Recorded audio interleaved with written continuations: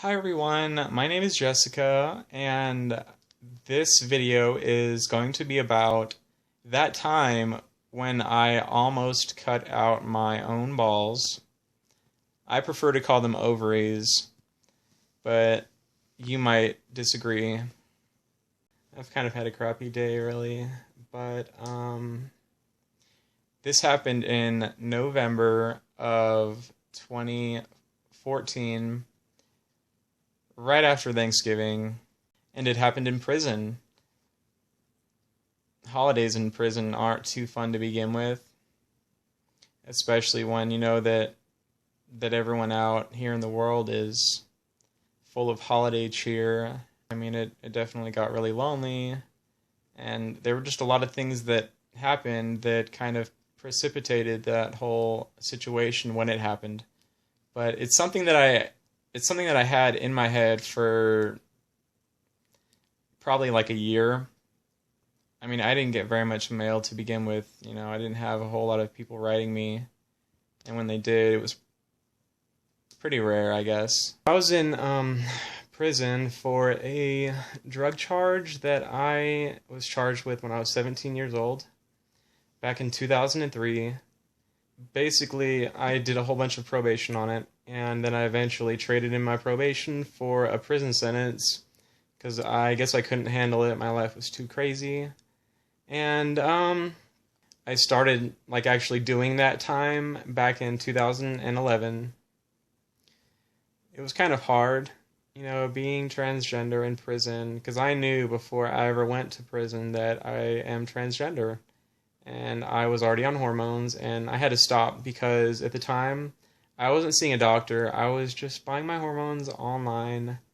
And so I mean, yeah, the prison system, they didn't take me seriously, and they didn't want to do anything for me because I didn't really have, a doctor that I was working under at the time. So I made my first parole, and then I went on the run shortly after I got out because I had to go through this really difficult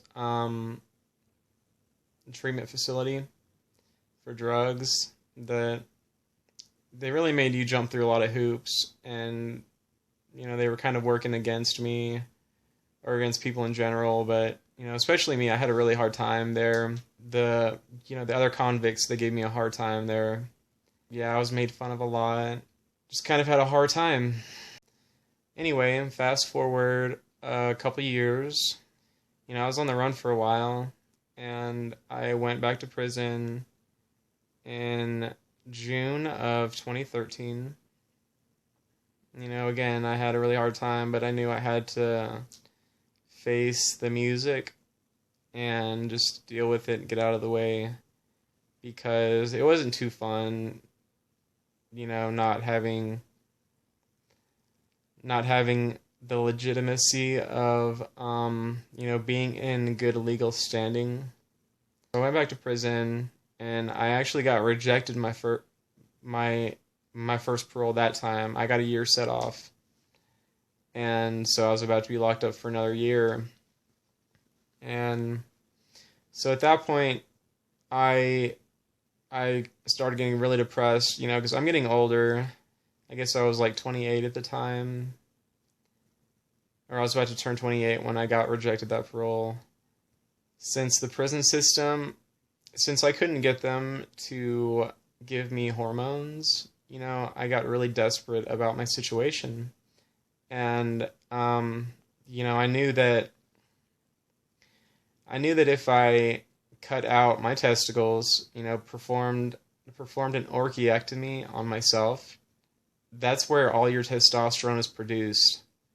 So if I got rid of my balls, I would at least be taking care of half of the problem. I went into seg for a little while, just in like solitary cell, waiting to go to the psychiatric unit, where all the crazy, criminally insane people are. Once I got there, I tried to deal with the situation there. I still had a little bit of hope that they would give me hormones, because they do that for some people. They had me seeing a psychiatrist for a little while. I got officially diagnosed with gender dysphoria. I definitely have some pretty serious dysphoria when it comes to my gender. So after a few months of really, really trying to get help and not having any success, and like literally telling them that I feel like cutting my balls out, I still couldn't get any help. They still wouldn't take me seriously. I actually tried one day. I was in a 4-man cell with like 3 other crazy people. If you know anything about prison, you can pretty much get anything in there if you know the right people. Drugs, tattoo supplies, just whatever you want. So it's really hard to get your hands on a razor blade when you're at the crazy unit, the psychiatric unit, because they don't want to give razor blades to people that feel like cutting their wrists and stuff like that. So I got one, and like it was new when I got it. I probably dulled it down a little bit, just shaving, because I can't handle, having like a hairy body. So I shaved my legs and chest and stuff.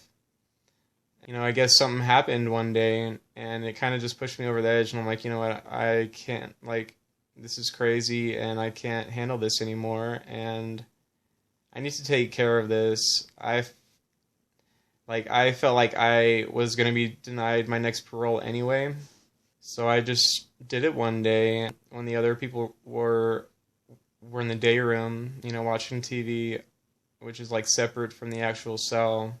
I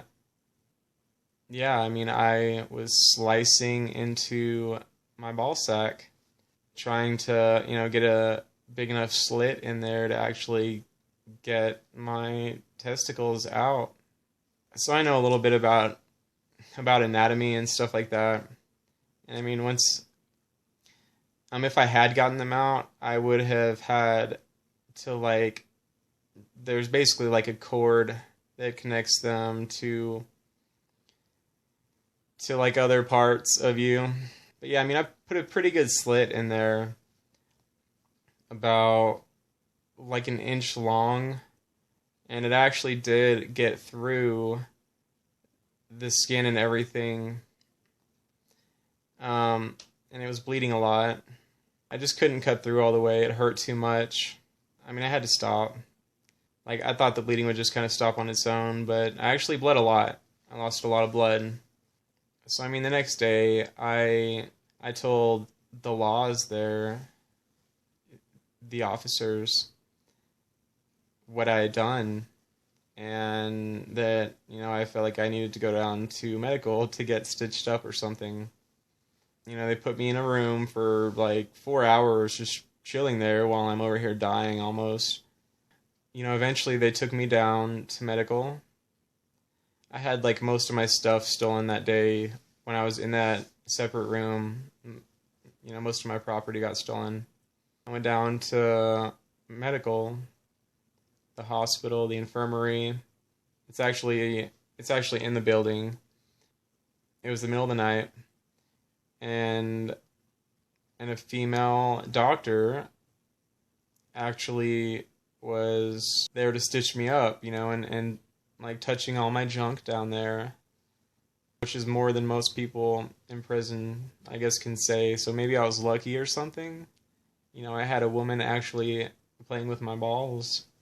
But it really wasn't too fun. I can kind of laugh about it now, but it was actually really humiliating and kind of horrifying and just really sad. I was actually crying the whole time. Like, not sobbing, but, I kind of had like a straight face and just, tears running out of my eyes. It was like, this is what my life has come to. And, it was really hard. But I got stitched up. And, they moved me to a different cell, and that's basically my story. I was actually coming up for parole like a month later, but I figured I was going to get denied it anyway. And even after all this happened, they still didn't want to give me hormones. So if I'd been denied my parole and they still wouldn't give me hormones even after that, I probably just would have like killed myself. Or I might have tried again to cut out my balls. I don't know. One of the two. It was really sad times. I ended up making parole. You know, the only person that would let me parole to their house was my sister.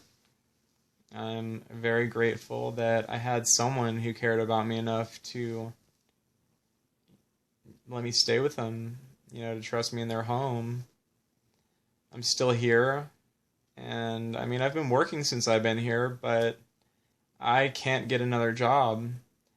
I like every job that I've applied for and sent my resume to and gotten interviews for. Somehow they act surprised when I tell them that I have a 12-year-old drug charge. Like even though I mentioned this when I first talked to them, and you know, then I mean, you probably know the rest of the story. They're not interested anymore. Nobody wants to hire me. I mean, I don't know who the fuck I'm supposed to work for. I'm really kind of frustrated and discouraged about it because I'm making barely over minimum wage, and I only get part-time hours. And I mean, I definitely am not making enough money to move out, and I really need to move out. I've been here for over 4 months now, and I started taking hormones about a month and a half ago. And I mean, you know, my sister has 5 kids, and they're all super conservative, and they're Mormons. You know, like, they don't really approve of what I'm doing, you know, or support it. Really, none of my family really supports the decision that I've made. But, you know, it's just something I have to do anyway, obviously. You know, I wasn't about to live the rest of my life hating myself for being a man. But anyway, so that's my story. The time that I almost cut out my own balls. Pretty brutal, I guess. I hope you guys enjoyed it. Thanks for watching my video. Like this video, comment, throw some questions at me, share it, and subscribe to my channel for more stuff in the future.